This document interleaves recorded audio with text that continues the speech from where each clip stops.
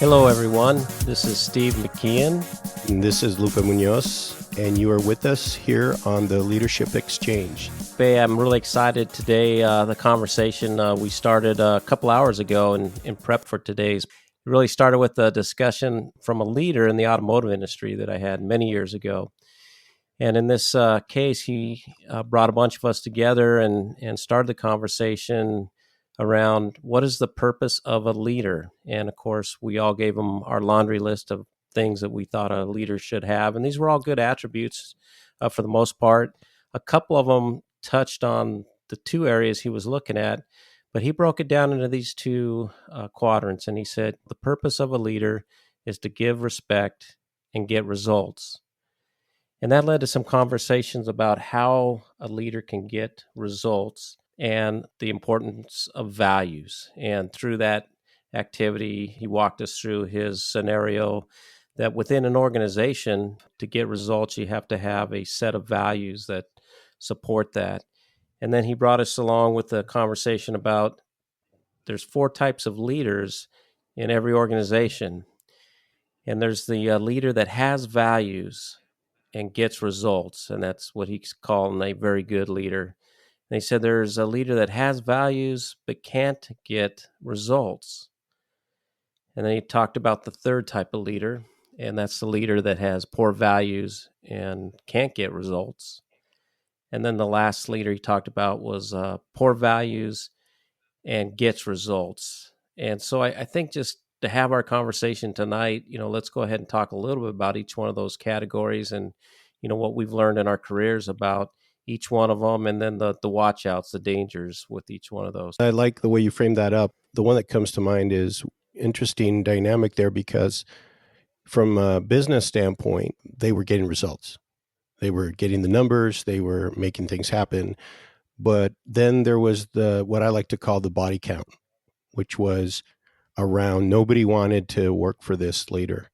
Nobody respected them. They perceived themselves as just stepping stones for this person. And there was quite a reputation that they had. It was not good, I guess, news for people that were going to work for that organization if they were aware.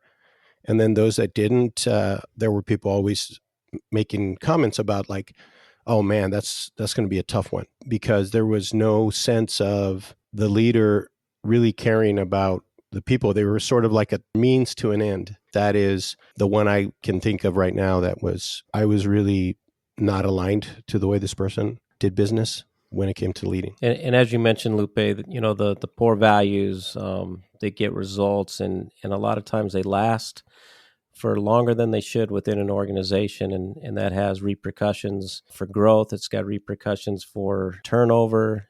Just like you said, the body count drives good people out of organizations pretty quick. I'll take the next one, which is a leader with poor values and can't get results. Those people generally don't last very long in any organization because you can see through them pretty quick. They either exit themselves or the company helps exit them out of the organization. The other interesting one is the leader that has values but really struggles to get results. And you and I both have had experience with these type of individuals before, and either worked with them as peers or had them in either a supervisor position in our organization. And it's difficult, right? And I think one of the things that when you run across someone that has values and can't get results is you start asking the question, maybe they're not in the right role. You're absolutely right. I think it's because they have those values. They are good intentioned.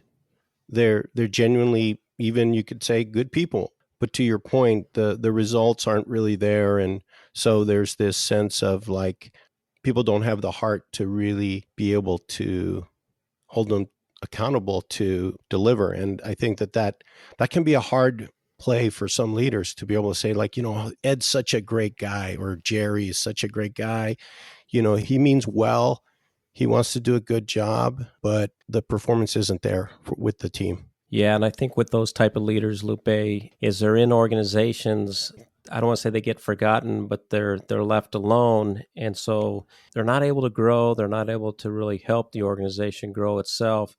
And that's, some of that danger that you talk about. When you've identified those individuals, it's really important to start putting together a game plan, because you're going to have to really move quickly to either slide them laterally maybe into a better fit, or even out of the organization that you're in into another role that you think that they would be good with. And I can talk about an individual, really good engineer that I had working with me years ago, and he really just struggled to perform and meet his own expectations, and also the expectations within the company. Looking around, trying to help with his progression, and try to remove some of those obstacles for him.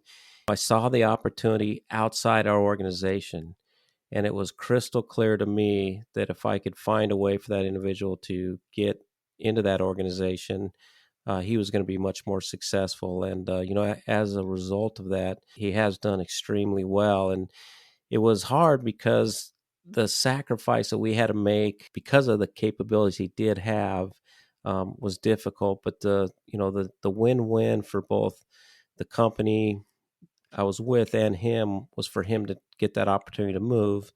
And as a result, he's gone on, done extremely well in his career. We were able to bring in another engineer, and she did extremely great in that role, and just had a better set of skills for the culture within that organization. One thing that you said that really caught my attention there, and I think it's worthy of saying, is that it's like a football team, for example. The analogy I like to use is, hey, when you see an individual that has the skills for a running back, has all the traits that will make a running back great, you don't put them as a defensive lineman. So just because they're not necessarily doing an excellent job with leadership, then that doesn't mean that we say, hey, you got to get rid of that individual. If they have great values and they're a good fit culturally, I feel like there's an obligation to try and make it work, and trying to find the role for them.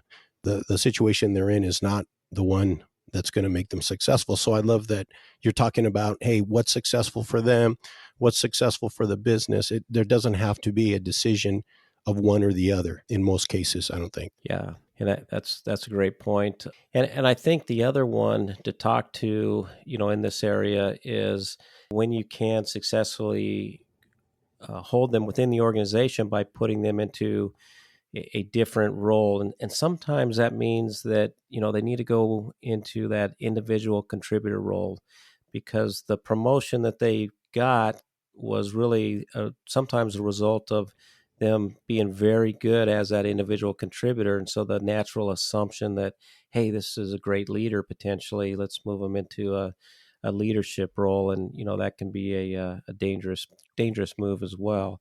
Getting them back into an area where they can, have a sense of comfort and the ability to kind of get their foundation under them again, and start to grow again, doesn't mean they're stuck there. It does just the right place for them to get back to. I don't know if you got a couple examples you want to share with your experiences with the number two leader in that kind of, move into either a new department or back into a, single contributor role. One that comes to mind is that's manager for the department, and they were not being effective.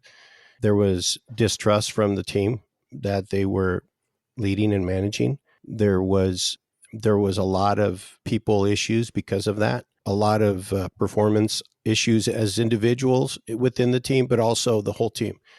And it really started to affect morale. It really started to affect the performance of the team. And it really got to the point where some people were saying, hey, we want to leave if things don't change. And that's a pretty dire situation. So the discussion started happening around, okay, this is a really good person. They really want to do a good job. They're not that lineman. So what are they? Okay, well, here's the skill set they have. And long story short, we started realizing that they had strong technical skills. They were excellent project managers. They executed, getting things done. So really the individual contributor role was perfect for them. And interestingly enough, when we started talking to them about this, they were upset. And a lot of people will be upset because you're talking about, hey, we want to change what you do. And there's a lot of insecurities that can come with that situation for them, I imagine. But as they got over the initial emotion, they started really thinking about the pros. And I think secretly, I don't know this, but they had this concern and this insecurity about the situation they were in. And I think they were a little relieved to have an opportunity to do something, contribute to the business, still be an important part of it, but in a different role. Yeah, that's a really good example as well, Lupe. And we've got several of those type of stories, and I thought it was important just to talk about them because the difficulty with the manager two position is you've got to do something. You can't ignore it because most of the time they're not going to get better with time and taking action. And there's a bunch of very positive actions that can be taken. Sometimes the best thing for those parties are to reset back into that individual contributor role. Sometimes the individual may decide to leave, and at the end of the day, the results that they're not able to achieve there, they find sometimes in other opportunities. So it's a win-win, and you try to play that win-win opportunity as much as you can. So that's just the advice, I guess, is, don't ignore them, really think about development opportunities, what you might be able to do in that role before you have to maybe move them lateral or even, help them exit.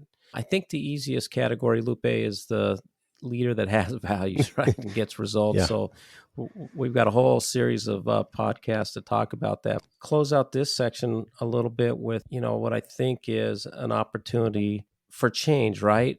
How many leaders that may be in that category of poor values and get results can change, because it's not a fatal position.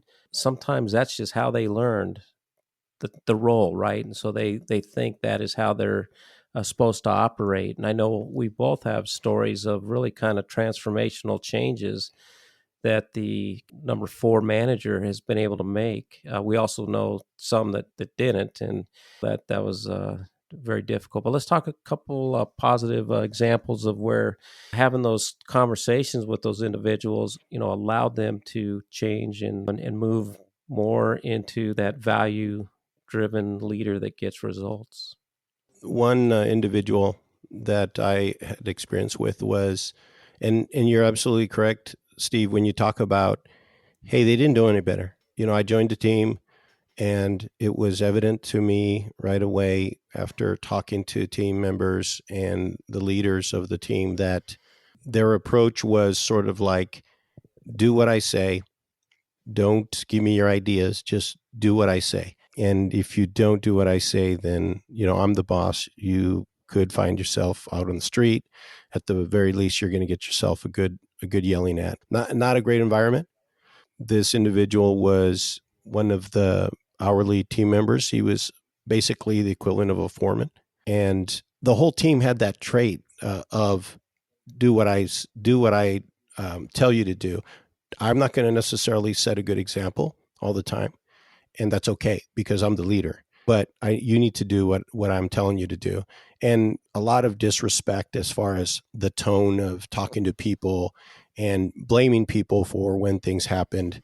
And this person, was genuinely a good individual. But when I started talking to them and asking them about leadership, like, let's define what leadership is and good leadership, it was very interesting to hear part of his definition was, well, I have to keep an eye on everybody, make sure they do what they're supposed to do. I need to make sure I'm walking around and catching people if they're doing something wrong. Like, it was completely that side of leader that's really sort of like the police officer. Like, I'm just here to, kind of keep everything from falling apart. And when I started really talking to him about, okay, well, here's a different way to look at it. And, we're going to talk about this in episodes that are coming up here, but really started defining, okay, well, here's leadership in my book, and this is what I'm expecting for leaders in our team.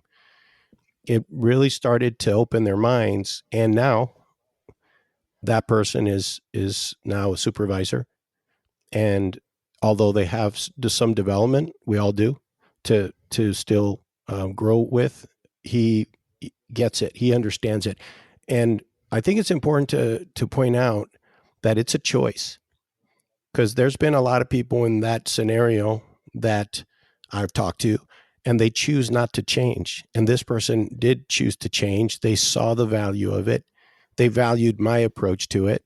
And so they said, you know what, I want to be like that. And it's a great story because they, for me, represent the change in that team's culture when it came to just people interaction, but also leadership. Yeah, that's a really positive example, and I've got a couple as well, Lupe. The one I'm going to talk about, happened about 10 years ago, and it was a leader that was a peer of mine, and I watched them operate with their team, and she had that really command and control style of leadership, which isn't necessarily horrible.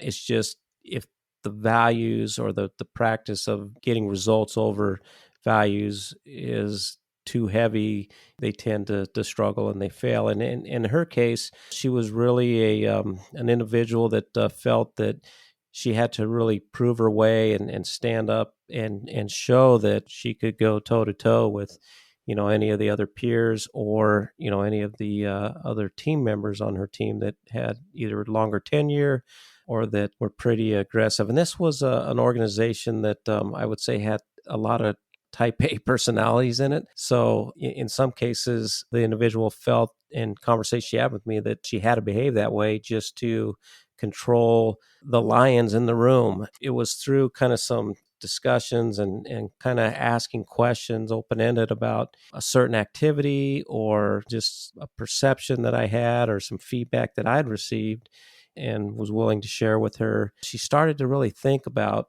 is this who I am, and do I have to behave this way, and do I need to really kind of to take another look? And hats off, this individual took about a 2 month leave of absence in that current role, switched to another role within the organization just to regain some perspective, and came back in and was really, I would say, a transformational leader in that group at the time. Learned to listen, learned to have empathy for her team.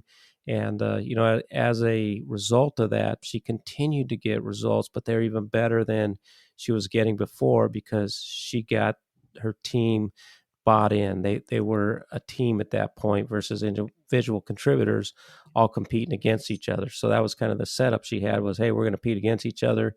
And through that exercise, we're going to get results. And a lot of turnover in that group before then. And I got to say that, after that, people were knocking on the door, wanting to join that team. So that's an example as well. Let's recap a little bit, Steve. So there's the four categories of leader that we believe leaders fall into.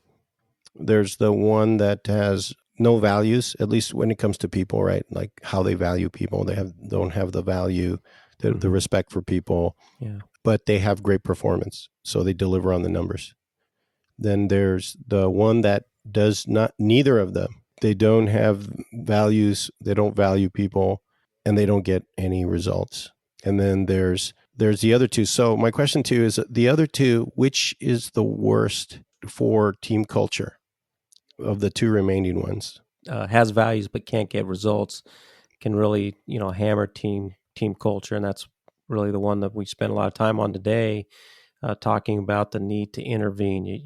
You've got to make a move on that, or the team will unravel. And then of course, classic one and is the one that has values and get results, and we all think we're that person, or we like to pretend maybe we're that person. But honestly, with that number one position as well, you've got to work on it continuously, right? It's just not a natural way that people have all the time. And so I think that's the watch out with the number one position there that we talked about, which is the leader that has values and gets results. You have to understand you've got to continuously improve as a leader and work on your own skill sets. or that position, won't last Yeah. long. Let's switch a little bit, Lupe. Why don't you walk us through the last couple minutes here, and let's talk about the leadership styles and what listeners can expect on some of the future podcasts that we've got planned.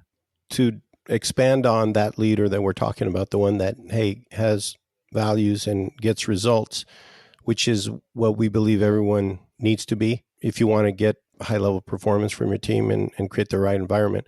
There's a few things we're going to talk about. We're going to talk about servant leadership. We're going to try to get everyone to understand the difference between managing versus leading, or as we like to call it, transformational versus transactional leadership, where we'll talk a little bit about, okay, trust and how important that is, like the foundation. And as a leader, how do you build that?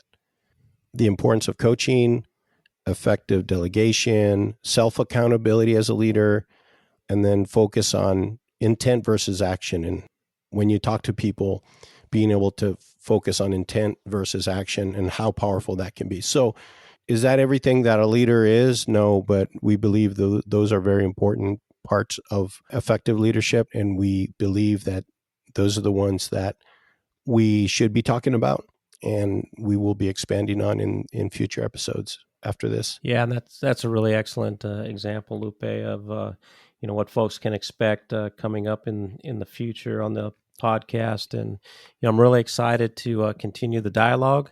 This is our second podcast, and hopefully, many more to follow. But thanks again for the conversation today, Lupe. I really appreciate Always great. it. And to anybody listening in, send us your comments and feedback. We'd love to hear a little bit more about what you think of the podcast, and also, your own experiences or things you would like to share. We're happy to talk about those as well. Just understand that, just like any good series, sometimes you got to listen to a few episodes to really see if you like it or not. And with that said, this is the Leadership Exchange with Lupe Munoz. And I'm Steve McKeon, and thank you again for your time.